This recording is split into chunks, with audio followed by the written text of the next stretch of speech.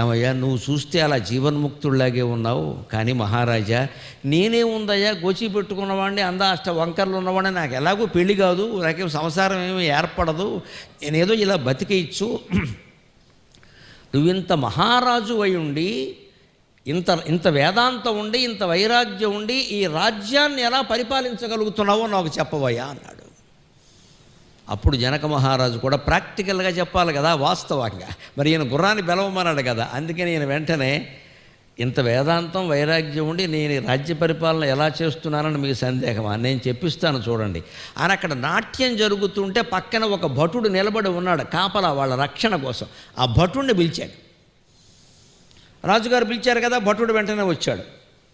ఏం చేస్తున్నావు అక్కడ అన్నాడు.